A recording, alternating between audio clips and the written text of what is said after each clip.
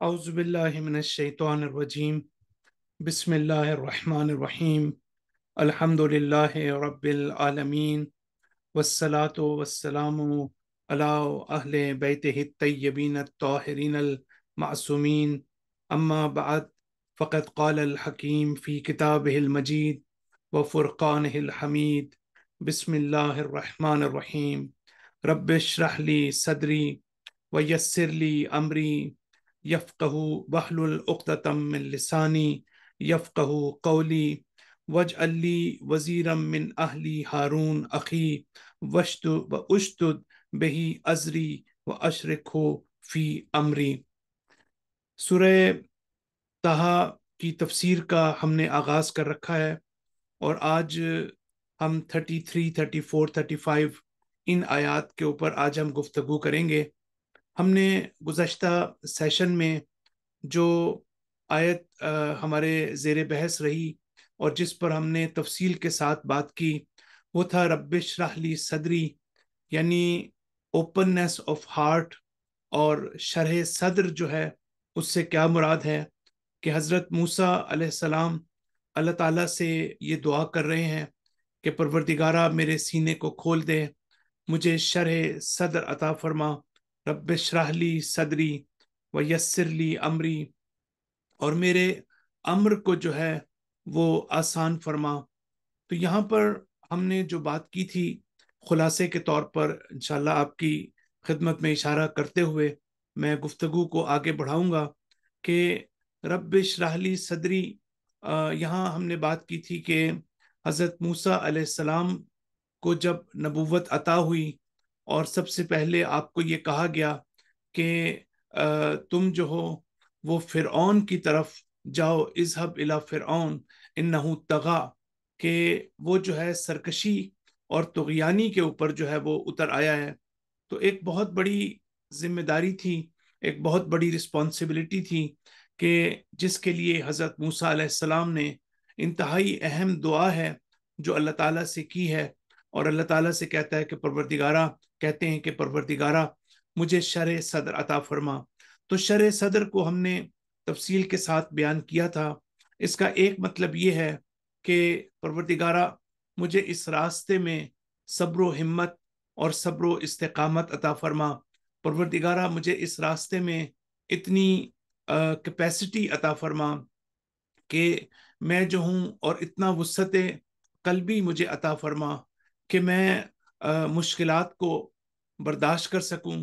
اور اس راستے میں اپنی ذمہ داری کو ادا کر سکوں۔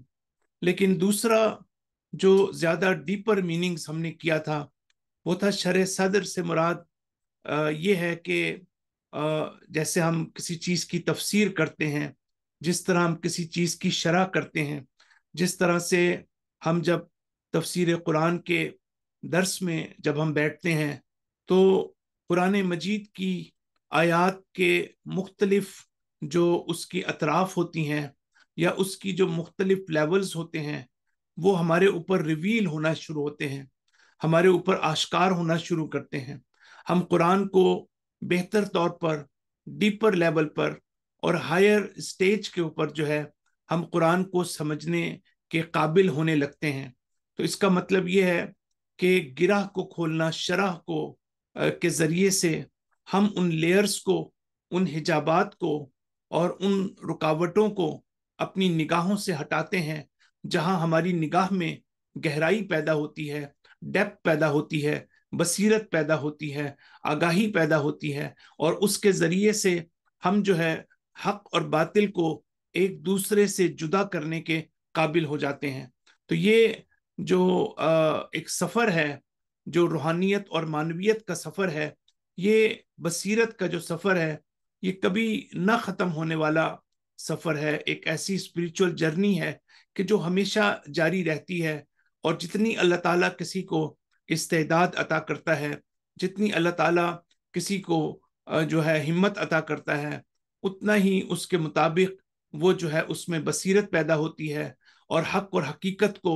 وہ ڈیپر لیول پر سمجھنے کے قابل ہوتا ہے۔ اور اس کے بعد ہم نے یہ بھی اس میں پڑھا کہ جب ہمارے پیغمبر سے پوچھا گیا کہ شرح صدر کس کو کہتے ہیں، تو آپ نے کہا کہ نورun یقذفہ القلب، یہ ایک ایسا نور ہے کہ جو اللہ تعالیٰ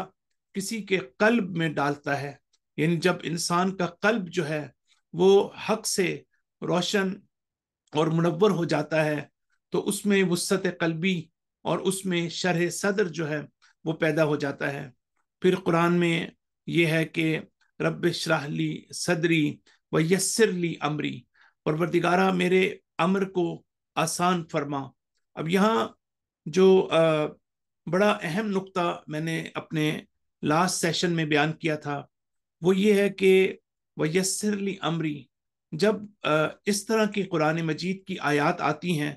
تو ہمیں ان آیات کو ایک خاص کانٹیکسٹ میں دیکھنے کی ضرورت ہوتی ہے، اور وہ یہ ہے کہ ہماری زندگی میں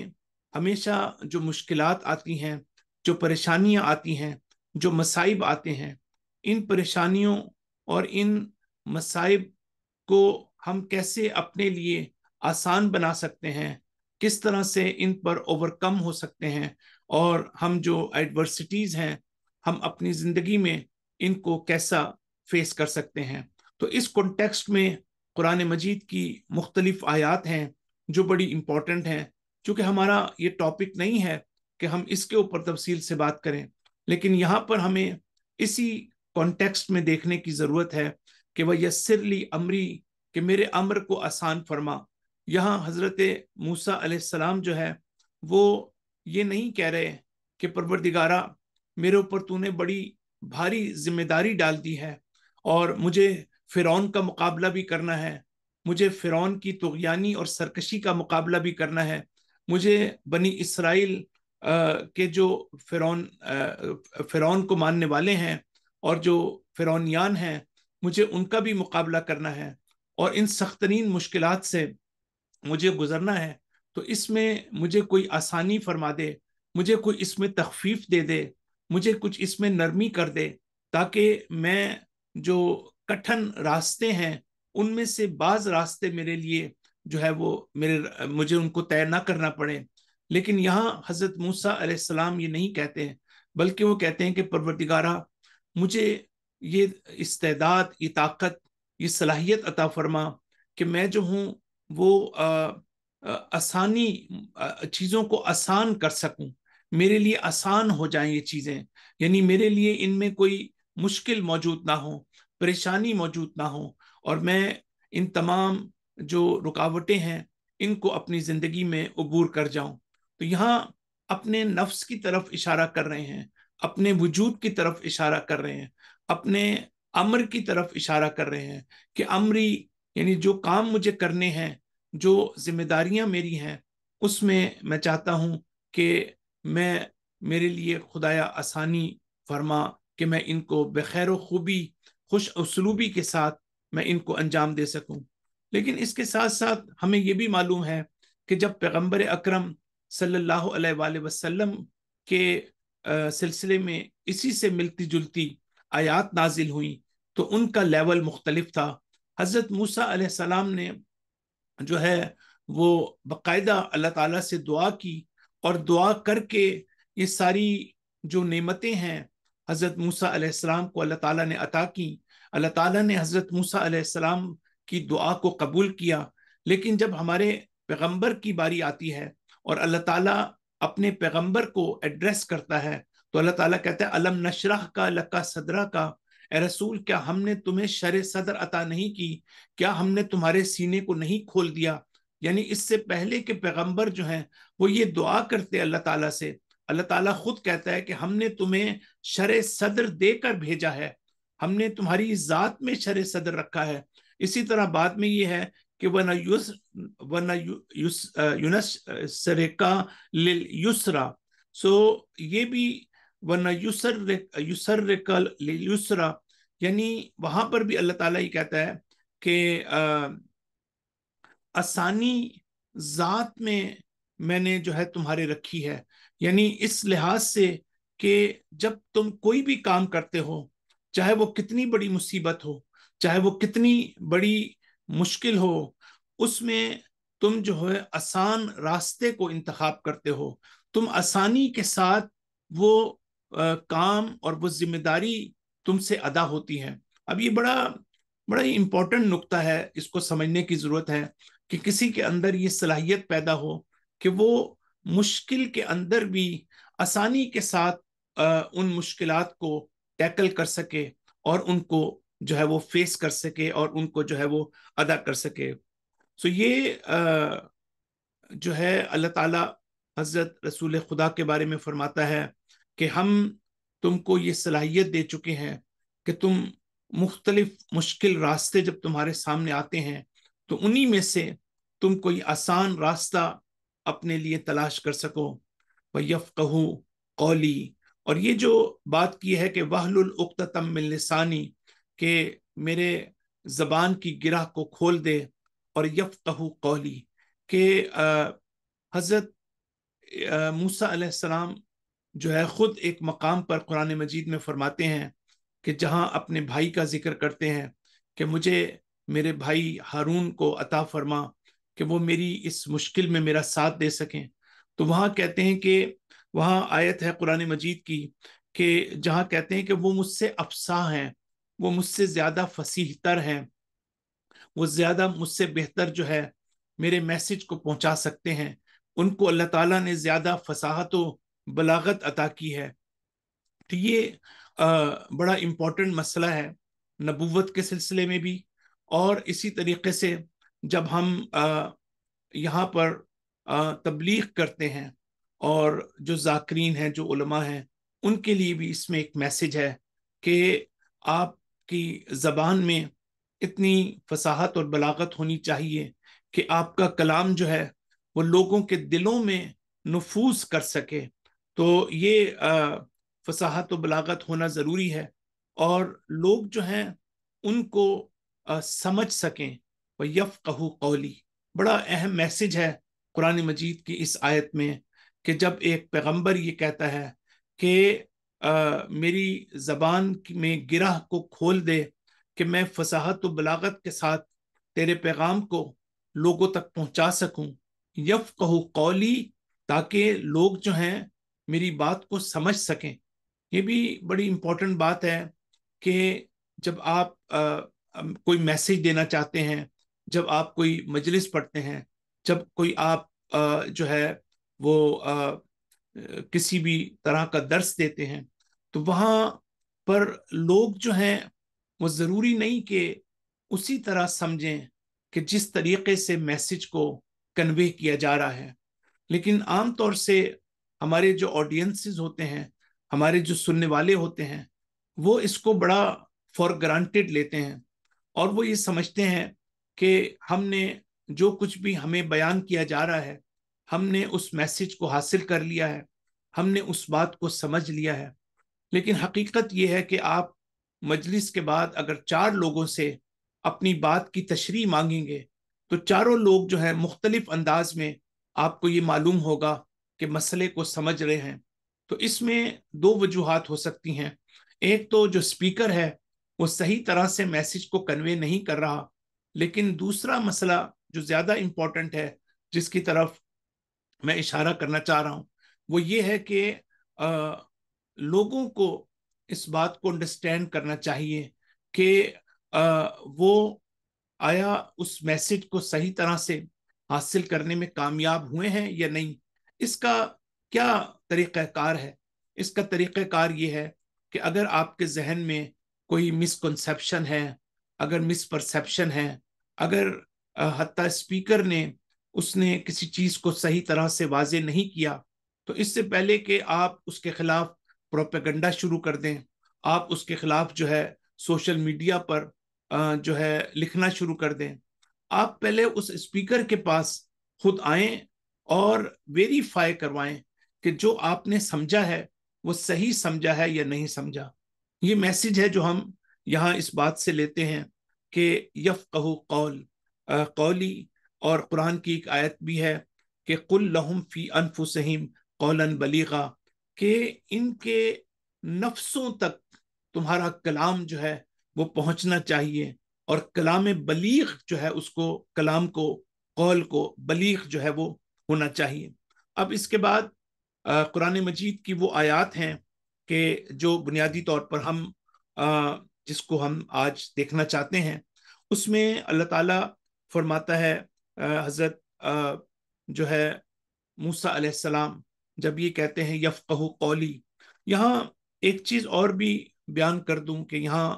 دو چیزوں کی طرف موسیٰ علیہ السلام اشارہ کرنا چاہتے ہیں کہ ایک تو آپ بڑا اچھا لکھتے ہیں اور بڑی فصاحت و بلاغت سے آپ لکھتے ہیں، یعنی آپ کے پاس یہ ہنر اور یہ آرٹ موجود ہے کہ آپ بڑے زبردست رائٹر ہیں، لیکن زبردست رائٹر ہونے کا مطلب جو ہے وہ یہ نہیں ہے کہ آپ کے کنٹینٹس بھی اچھے ہیں، یعنی آپ جو کنٹینٹس پیش کر رہے ہیں وہ بھی اچھے ہیں۔ ایک شخص بہت اچھا آرٹسٹ ہو سکتا ہے، لیکن ضروری نہیں کہ جو وہ پریزنٹ کر رہا ہے وہ بھی کوئی اچھی چیز ہو۔ اسی طریقے سے جب آپ بات کرتے ہیں تو آپ ہو سکتا ہے کہ بہت اچھی گفتگو کرنا جانتے ہوں، بہت فصاحت و بلاغت آپ میں ہو، آپ کی زبان بہت اچھی ہو اور آپ بڑی وضاحت کے ساتھ چیزوں کو بیان کرتے ہوں، لیکن یہ ایک مسئلہ ہے۔ دوسرا مسئلہ آپ کے کنٹینٹس کا ہے کہ ایک ہے خوب حرف زدن، فارسی میں کہتے ہیں خوب حرف زدن، یعنی اچھی بات، اچھی طرح بات کرنا، اچھے طریقے سے بات کرنا، اور ایک ہے حرف خوب زدن، یعنی اچھی بات کرنا، اچھی بات کرنا اور اچھی گفتگو کرنا جو ہے، ان دونوں کے اندر جو ہے ایک فرق ہے کہ خوب حرف زدن یعنی آپ بڑی اچھی بولتے ہیں، بڑی اچھی بات کرتے ہیں، اور حرف خوب زدن جو بات آپ کرتے ہیں وہ بھی بڑی زبردست ہوتی ہے۔ تو دونوں ایسپیکٹس جو ہیں ہمارے لیے بہت ضروری ہیں، خاص طور پر محرم کے ایام قریب آ رہے ہیں، اس میں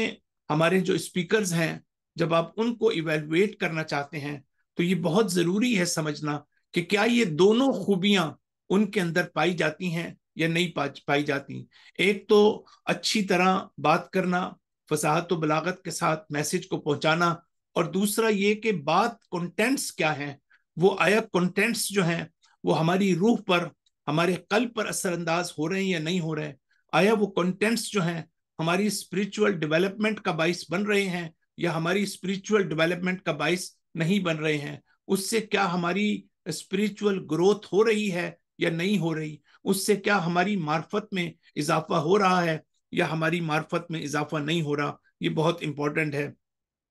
تو آگے چل کر فرماتے ہیں وَجْعَلْ وَزِيرًا مِّنْ أَهْلِي هَارُونَ أَخِي، مجھے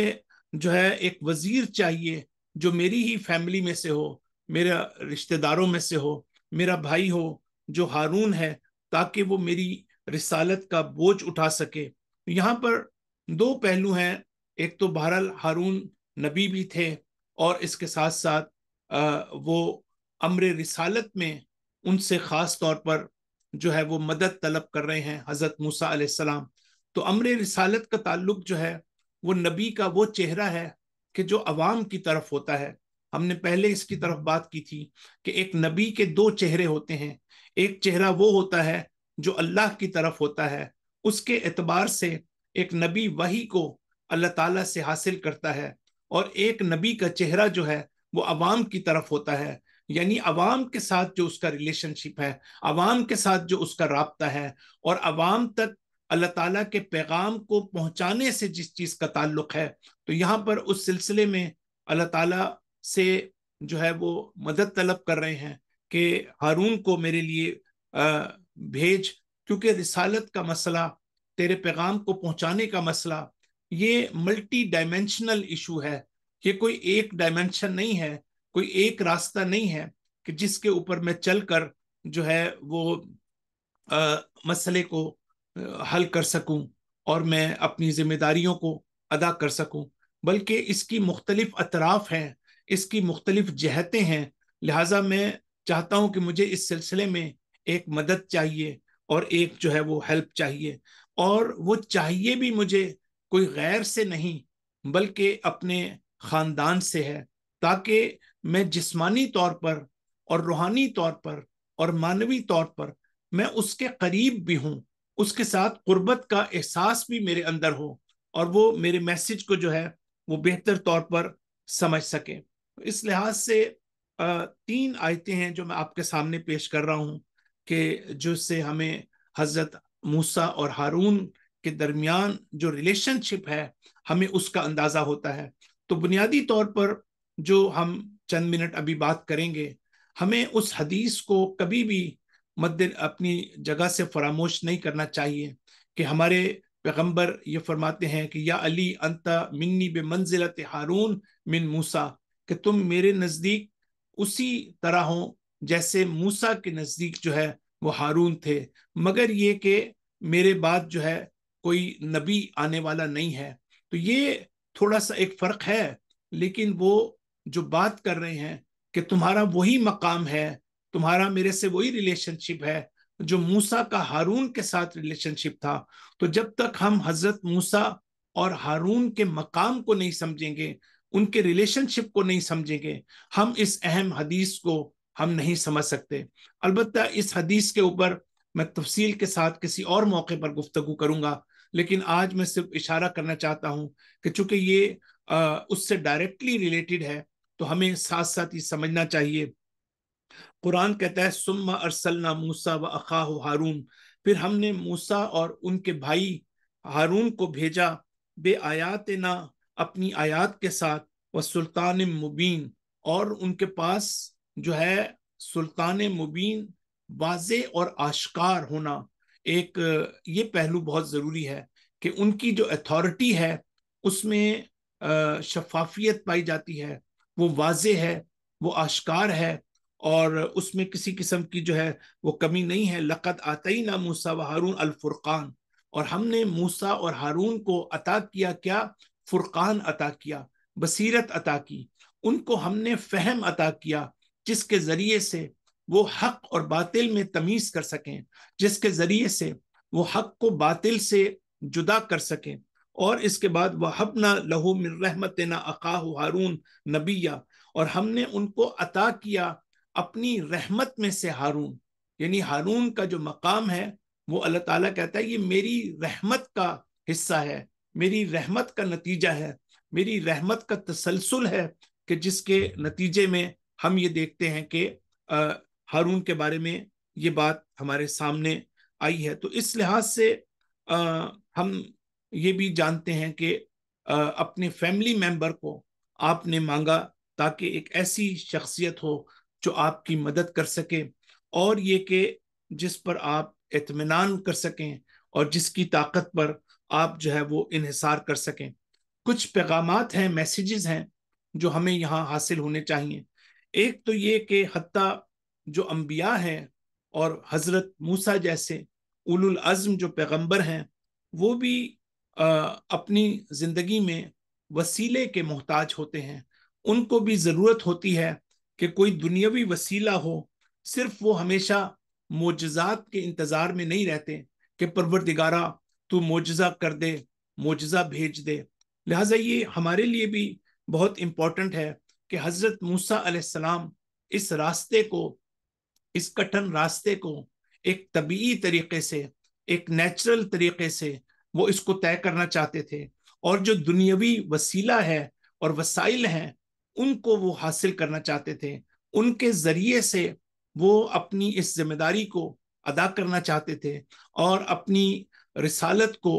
मुकम्मल और पाया तकमील तक पहुंचाना चाहते थे। तो इस लिहाज से ये बहुत इम्पोर्टेंट है कि साथ साथ अल्लाह ताला के अल्ताफ, अल्लाह ताला का इनायात, अल्लाह ताला का लुत्फ़ करम, साथ साथ उसकी तरफ भी आप मुतवज्जे हैं और उसके भी मुतकाजी हैं, और साथ तबीई अवामिल जो हैं वो भी बहुत इंपॉर्टेंट हैं। तो लिहाजा हमारे लिए ये मैसेज है कि हम भी हमेशा किसी मोजज़े के इंतज़ार में ना रहें, बल्कि हम जो है वो खुद जो हमें मेहनत करनी है, कोशिश करनी है। हजरत बीबी हाजरा ने जो पैगाम हमें दिया सफ़ा व मरवा में, वो बड़ा इम्पोर्टेंट पैगाम है। और वो पैगाम ये है, क्योंकि ये सब सिंबॉलिक है, मनासिक हज जो है वो अलामती हैं और सिंबॉलिक हैं। सिंबॉलिक का मतलब ये है कि इनके पीछे एक मैसेज मौजूद होता है जहां हमारे लिए पहुंचना जरूरी होता है। इन मनासिक के जरिए से हमारे पास हमें जरूरत होती है कि जो असल पैगाम इसके पीछे पोशीदा है اس پیغام کو اپنی عملی زندگی میں ہم نافذ کر سکیں۔ تو جب صفا و مروہ کے انسان 7 چکر لگاتا ہے اور بی بی ہاجرہ کی سنت کو ادا کرتا ہے، تو یہ وہ ہے کہ آپ جو ہے اللہ تعالیٰ پر انحصار بھی کرتی ہیں، آپ اللہ تعالیٰ پر اعتماد بھی کرتی ہیں، آپ اللہ تعالیٰ پر توکل بھی کرتی ہیں، لیکن ساتھ ساتھ آپ کوشش بھی کرتی ہیں، جد و جہد بھی کرتی ہیں، محنت بھی کرتی ہیں، ایفرٹ بھی کرتی ہیں۔ تو دونوں چیزیں ہمارے سامنے ساتھ ساتھ ہیں، اور ساتھ ساتھ ہمیں یہ سکھاتی ہیں کہ ہمیں زندگی میں خوف اور امید کے ساتھ کیسے آگے بڑھنا ہے، کہ زندگی میں خوف کا عنصر بھی ہونا چاہیے اور زندگی میں امید کا عنصر بھی ہونا چاہیے۔ ہمیں امید کا دامن بھی ہاتھ سے نہیں چھوڑنا چاہیے، ہمیں خوف کا بھی ہمارے سامنے ہونا چاہیے۔ تو خوف اور امید کو بیلنس کرنا ان دونوں کے درمیان، یہ بھی ہماری جو ہے وہ ذمہ داریوں میں سے ایک ذمہ داری ہے۔ تو یہ بہت ضروری ہے ہمارے لیے اس بات کو سمجھنا۔ اور پھر جو حضرت ہارون کا ایک مقام ہے، وہ تھوڑا سا یہاں سمجھنے کی ضرورت ہے،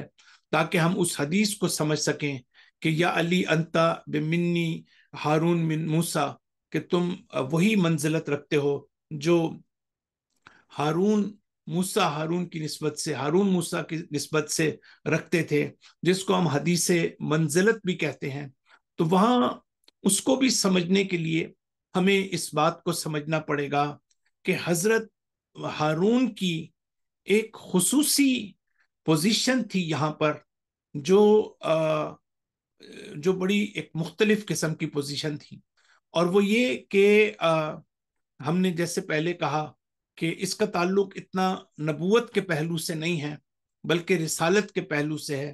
کہ آپ امر رسالت میں جو ہے وہ شریک ہونا آپ کا۔ تو اس لحاظ سے آپ یہ کہتے ہیں کہ حضرت ہارون بنیادی طور پر جب حضرت موسیٰ علیہ السلام پر کوئی وحی نازل ہوتی تھی، تو آپ اس پورے جو افراد تھے اس معاشرے میں، ان میں سب سے پہلے آپ تھے جو اللہ تعالیٰ کی طرف سے آنے والی وحی کی طرف متوجہ ہوتے تھے، اور آپ حضرت موسیٰ کے ساتھ ان اسرار سے آگاہ ہوتے تھے کہ جو ابھی عوام تک نہیں پہنچے، جو ابھی پبلک تک نہیں پہنچے۔ بالکل اسی طرح سے جس طرح سے امیر المومنین فرماتے ہیں کہ میں جو ہوں کلام کو سنتا ہوں، میں کلام کو دیکھتا ہوں، نہج البلاغہ کے اندر، یعنی جب وحی کی آواز، جب وحی نازل ہوتی ہے تو میں نور وحی اور رسالت ہوں، میں حقیقت وحی اور رسالت ہوں، میں اس شیطان کی چیخ کی آواز کو سنتا ہوں، لیکن صرف فرق یہ ہے کہ میں نبی نہیں ہوں، لیکن اس وحی کو میں سب سے پہلے سمجھتا ہوں، سب سے پہلے مجھے اس کو میں انڈرسٹینڈ کرتا ہوں پیغمبر کو جو وحی نازل ہوتی ہے۔ اسی طریقے سے ہارون جو ہے وہ دراصل ان کا یہ مقام ہے کہ حتیٰ ضروری نہیں کہ حضرت موسیٰ پہل کرتے ہوں، بلکہ حضرت ہارون جو ہیں وہ اسی وحی الہی کو، اسی پیغام الہی کو وہ حضرت موسیٰ سے پہلے لوگوں تک پہنچا سکتے ہوں، عوام تک پہنچا سکتے ہوں۔ تو یہ ایک خصوصی مقام ہے، چونکہ ہارون نبی بھی تھے اور آپ کو یہ مقام بھی اس حوالے سے رسالت کا مقام بھی آپ کو حاصل تھا، لیکن وہاں پر ہمارے سامنے جو ایک خصوصی مقام دیکھیں، ادروائز اگر لوگ یہ کہتے ہیں کہ سمپلی حضرت ہارون کا کام یہ تھا کہ وہ تبلیغ کریں، جو موسیٰ پر نازل ہوا ہے ان کو لوگوں تک پہنچائیں، تو یہ تو عام لوگوں کی بھی ذمہ داریاں ہیں، علماء کی بھی ذمہ داریاں ہیں، اسکالرس کی بھی ذمہ داریاں ہیں۔ بلکہ ہارون سے جب یہ کہا جا رہا ہے اور ہارون کا جب تقاضا کیا جا رہا ہے، تو ایک خصوصی مقام ہے جس کو اللہ تعالیٰ سے طلب کیا جا رہا ہے۔ اسی طریقے سے حضرت امیر المومنین جو ہیں ان کا تعلق جو ہے وہ نبوت سے، یعنی نبی تو وہ نہیں ہے، اور نہ ہی وہ کسی عام آدمی کے طور پر ان کا جو ہے ان سے کہا جا رہا ہے، ان کے بارے میں کہا جا رہا ہے، ان کی مدد طلب کی جا رہی ہے، بلکہ ایک اور مقام ہے جس کو ہم مقام ولایت کہتے ہیں۔ یہ وہ جگہ ہے کہ جو سمجھنے کی ضرورت ہے کہ پیغمبر کو اس مشکل سفر کے اندر ایک ہستی کی ضرورت تھی، ایک ایسے مقام کی کہ جو مقام ولایت ہے، مقام امامت ہے جو ان کے بوجھ کو اٹھا سکے اور لوگوں تک اس پیغام کو آپ کی طرح پوری فصاحت و بلاغت کے ساتھ، پوری قوت و طاقت کے ساتھ جو ہے وہ پہنچا سکے. تو یہ بڑا امپورٹنٹ ایسپیکٹ ہے جس کو ہمارے لیے سمجھنا جو ہے وہ بہت ضروری ہے. اور پھر کہتے ہیں کہ آیت میں ہے کہ اشتد بہی ازری، اور میری اے پروردگارہ تو میری سپورٹ قرار دے، ہارون کو میری سپورٹ قرار دے کہ تاکہ وہ میری طاقت میں اضافہ کر سکیں، میری اسٹرینتھ میں اضافہ کر سکیں. وہ اشرک ہو فی امری، اور میرے امر میں ان کو جو ہے وہ شریک فرما. تو یہاں پر بھی ڈائریکٹ اللہ تعالیٰ سے یہ کہہ رہے ہیں کہ پروردگارہ تو جو ہے وہ تو ہارون کو وسیلہ قرار دے میرے لیے. وہ یہ نہیں کہہ رہے کہ ہارون میرے شریک بن جائے، وہ یہ نہیں کہہ رہے کہ ہارون میری سپورٹ بن جائے، بلکہ اللہ کو یہ کہہ رہے ہیں کہ پروردگارہ تو ہارون کو میری سپورٹ بنا دے. بڑا اس میں ایک گہرا نقطہ ہے کہ جس کی طرف میں وضاحت نہیں کر سکتا، لیکن بہت امپورٹنٹ ہے ہم اس بات کو سمجھیں کہ جس کی طرف قرآن اشارہ کر رہا ہے کہ یہ نہیں کہہ رہا کہ ہارون میرے امر کے شریک بن جائیں، یہ نہیں کہہ رہے کہ ہارون جو ہے وہ میری سپورٹ بن جائیں، بلکہ یہ کہ پروردگارہ تو میری سپورٹ بنا دے، ہارون کو میری، یعنی تو ان کو وسیلہ قرار دے کہ اس طرح سے جو انسان ہے جب شرک اور توحید کی بات آتی ہے، جہاں بحث آتی ہے، شرک خفی کی بات آتی ہے، تو وہاں پر یہ چیز جو ہے بہت امپورٹنٹ ہوتی ہے کہ ہم دیکھتے ہیں کہ حضرت موسیٰ جو علت العلل ہے، جو اس کائنات کے تمام اسباب کا سب سے بڑا سبب ہے، جو مسبب الاسباب ہے، وہ اپنے کسی بھی امر کے اندر حضرت موسیٰ علیہ السلام اس کو فراموش نہیں کر رہے ہیں، بلکہ مسبب الاسباب کو وہ پہلے دیکھ رہے ہیں. اصل علت العلل جو ساری علتوں کی علت ہے اس کو پہلے دیکھ رہے ہیں، اور پھر جو ہے اس وسیلے کو دیکھ رہے ہیں. یہ جو وسیلے کا تصور ہے یہ بڑا امپورٹنٹ ہے، اور ہماری بہت بڑی غلط فہمی اور مسکنسیپشن ہماری کمیونٹیز میں یہ ہے کہ وسیلہ ہم جس انداز میں دیکھتے ہیں، ہم اللہ کو شاید دیکھتے ہی نہیں ہیں، یا ہم امام کو پہلے دیکھتے ہیں، ولی کو پہلے دیکھتے ہیں، انبیاء کو پہلے دیکھتے ہیں. لیکن یہاں یہ پیغام دیا جا رہا ہے کہ جب آپ کسی کو وسیلہ قرار دیتے ہیں تو آپ اللہ کو پہلے دیکھیں اور پھر آپ وسیلے کو دیکھیں، نہ یہ کہ آپ پہلے وسیلے کو دیکھیں اور پھر اللہ تعالیٰ کو دیکھیں. آپ کو یہ معلوم ہونا چاہیے کہ اللہ تعالیٰ ہے کہ جو وسیلے کو وسیلہ بناتا ہے، اللہ ہے کہ جو اس وسیلے کو ہمارے لیے وسیلہ قرار دیتا ہے. یہ تصور کے ساتھ جب ہم وسیلے کو دیکھیں گے تو پھر وہ وسیلہ جو ہے ہمیں اللہ کے راستے میں فردر اسٹرینتھن کرے گا، ہماری قوت و طاقت میں اضافہ کرے گا. لیکن اگر ہم اس طرح سے وسیلے کو نہیں دیکھیں گے تو وہ وسیلہ تو ہوگا ہماری زندگی میں، ہم اس کو وسیلے کے طور پر تو دیکھیں گے، لیکن وہ وسیلہ جو ہے وہ ایکچولی ہماری زندگی پر اثر انداز نہیں ہو رہا ہوگا. اور یہ بڑا باریک نقطہ ہے کہ جس کے اوپر ہمارے لیے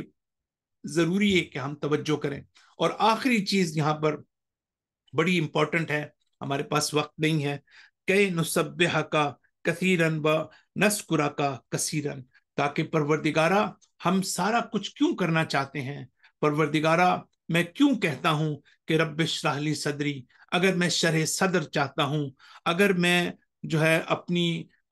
زبان میں فصاحت و بلاغت چاہتا ہوں، اگر میں اپنے امر میں آسانی چاہتا ہوں، اگر میں چاہتا ہوں کہ لوگ میرے پیغام کو سمجھ سکیں، اور اگر میں چاہتا ہوں کہ میرا ایک بھائی میرا وزیر بنے اور میرے بوجھ کو وہ اٹھائے، تو اس کی وجہ یہ ہے پروردگارہ تاکہ ہم کثرت سے تیری تسبیح کر سکیں اور کثرت سے ہم تجھے جو ہے وہ یاد کر سکیں. یہاں بڑا امپورٹنٹ ہے، ہم تسبیح کے اوپر میں تفصیل سے بات کر چکا ہوں ماہ مبارک رمضان کے تفسیر کے جو ہمارے لیکچر تھے تفسیر سورہ دخان کے اندر، تو وہاں اگر آپ میں سے کسی کی دلچسپی ہو تو دوبارہ ان لیکچرز کو سن سکتے ہیں. وہاں میں نے بہت ڈیٹیل میں تسبیح پروردگار کی وضاحت کی تھی. لیکن یہاں ایک نیا نقطہ یہ ہے کہ تسبیح کا مطلب یہاں یہ نہیں ہے کہ ہم اللہ تعالیٰ کو زبان سے یاد کریں، اللہ تعالیٰ کا زبان سے ذکر کریں اور اللہ تعالیٰ کی ہم صرف تسبیح کریں، بلکہ الفاظ کی تکرار یہاں پر مراد نہیں ہے، بلکہ اس تسبیح کی حقیقت کو اس معاشرے میں جو ہے وہ نافذ کرنا اور اس کو امپلیمنٹ کرنا جو ہے وہ سب سے بڑی امپورٹنٹ ہے۔ یعنی اگر ہم بتوں کا مقابلہ کرتے ہیں، اگر ہم شرک آلود افکار کا مقابلہ کرتے ہیں، اگر مادی اور روحانی جو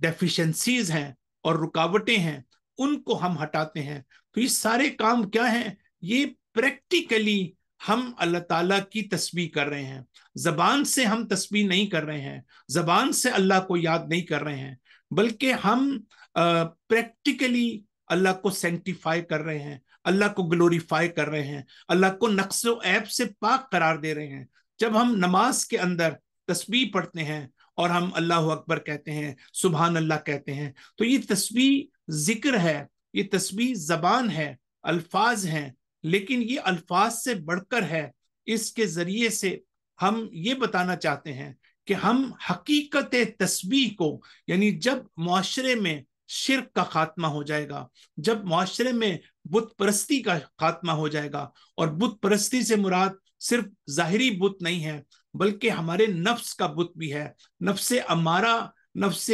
مطمئنہ میں تبدیل ہو جائے گا، اور لوگ جو ہیں وہ اسپریچولی ڈیولپ کرنا شروع ہو جائیں گے۔ تو اس کا مطلب یہ ہے کہ ہم اللہ تعالیٰ کو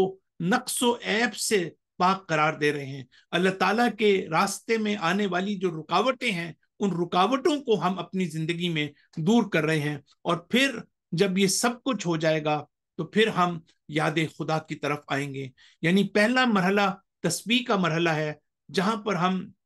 جو رکاوٹیں ہیں ان کو ہٹاتے ہیں، اور دوسرا مرحلہ جو ہے وہ نیکیوں کو جو ہے وہ کلٹیویٹ کرنے کا ہے۔ دوسرا مرحلہ یاد خدا ہے کہ آپ جب یاد خدا، کون سا یاد خدا؟ وہ یاد خدا کہ جو آپ میں اطمینان قلب کا باعث بن جائے۔ الا بذکر اللہ تطمئن القلوب، کہ ذکر خدا، ایسا ذکر خدا کہ جو اطمینان قلب کا باعث بن جائے۔ لیکن اگر ہمارے نفس آلودہ ہوں گے، اگر ہم خود، ہمارے اندر امورلٹیز ہوں گی، امپیورٹیز ہوں گی، اگر ہم خود سے پیوریفائی نہیں ہوں گے، تو اس کے نتیجے میں ہم یاد خدا اور ریممبرنس آف اللہ سبحانہ و تعالیٰ کہ جو ہمارے لیے اطمینان قلب کا باعث بنے، ہم اس مقام تک نہیں پہنچ سکتے۔ صلی اللہ علی محمد وعلی آلہ الطیبین الطاہرین المعصومین۔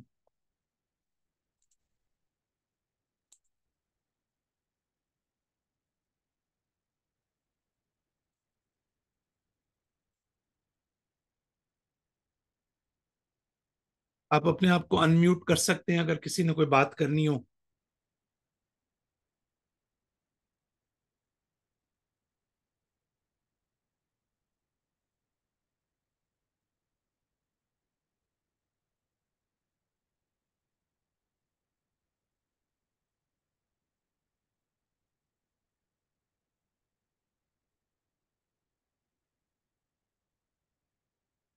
جی ہاں حسن آبدی، آپ اپنے آپ کو خود انمیوٹ کر سکتے ہیں آپ۔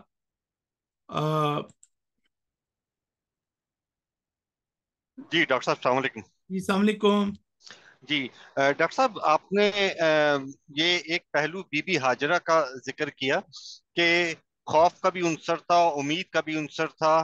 اور ایفرٹس کا بھی عنصر تھا، کہ وہ ہاتھ پہ ہاتھ دھر کے نہیں بیٹھی ہوئی تھیں، انہوں نے صفا و مروہ کے درمیان میں ایفرٹس کری۔ خوف اور عنصر کا اور امید کا عنصر آپ نے بیان کیا۔ اس کے علاوہ ایک عنصر اور تھا معاشرتی لحاظ سے، کہ شوہر کے حکم ماننے کا عنصر بھی تھا۔ شوہر کا حکم تھا کہ یہاں سے یہاں کے درمیان میں رہ سکتی ہو، ٹھیک ہے، انہوں نے اس عنصر کو بھی پریکٹیکلی امپلیمنٹ کیا۔ تو یہ اگر ہمارے معاشرے میں بھی اس طرح کے شوہر سے کا حکم ماننے کا عنصر آ جائے تو ہمارے معاشرے کے بہت سارے مسائل ختم ہو سکتے ہیں۔ اور اگر علماء آپ جیسے اس چیز کو اجاگر کریں گے تو یہ اللہ کی تسبیح صرف ذکر والی تسبیح نہیں، بلکہ پریکٹیکل تسبیح جو آگے کا اسٹیپ آپ نے بتایا اس لیول کی تسبیح ہو جائے گی۔ شکریہ۔ جی حسن بھائی، شکریہ آپ کا، آپ کے کمنٹس کا۔ پہلے تو میں یہ عرض کرنا چاہتا ہوں کہ ہم کوئی تفصیل سے الگ سے بی بی ہاجرہ یا صفا و مروہ اس کے اوپر میں گفتگو نہیں کر رہا۔ یہ سارے پہلو جو میں نے بھی اشارہ کیا اور جو آپ بھی اشارہ کر رہے ہیں، اور اس کے علاوہ بھی بہت سی زبردست حقیقتیں ہیں جو حضرت بی بی ہاجرہ کے اس سے ہم پیغام لے سکتے ہیں۔ تو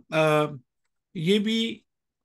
جو ہے اس کو بھی ہسٹری کے ذریعے سے اس کو سامنے لانے کی ضرورت ہے۔ اور یہ بھی حضرت بی بی ہاجرہ نے یہ کہا تھا کہ مجھے اس بیابان میں کیوں لے کے جا رہے ہو، حضرت ابراہیم سے پوچھا، اور پھر جب یہ پتا چلا کہ اللہ کا حکم ہے تو آپ نے جو ہے وہ اپنا سر جھکا لیا اور آپ اس کے لیے تیار ہو گئیں۔ تو یہاں اور بھی بہت سارے میسیجز موجود ہیں، اور جہاں تک دیکھیں بیوی کا شوہر کا حکم ماننا ہے، اس میں تھوڑا سا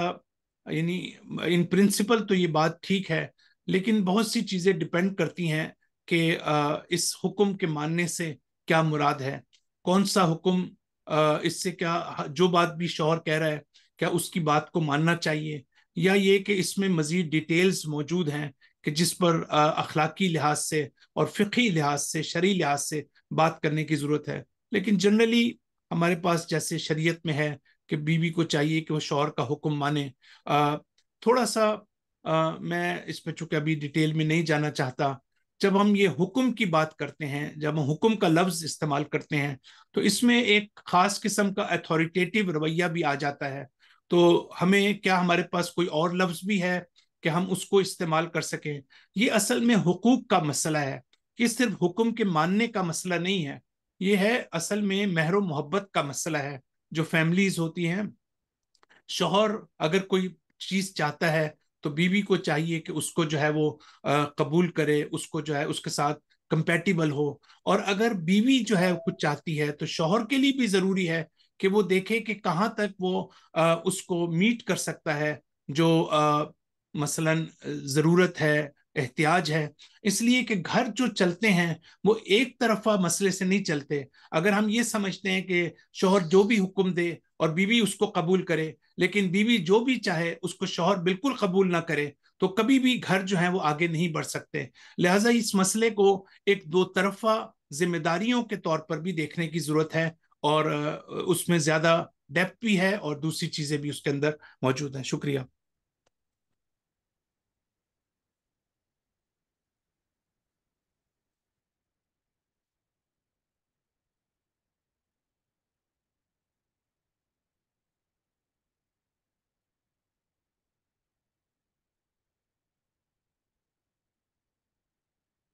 چلیں انشاءاللہ آپ اپنا خیال رکھیے گا، پھر اگلے ہفتے ہم مقامات العارفین جو ہے اس کو سیشن جو ہے اس کا ہمارا ہوگا، اور اس کے بعد دوبارہ تفسیر کے لیکچر کو ہم جاری رکھیں گے۔ السلام علیکم۔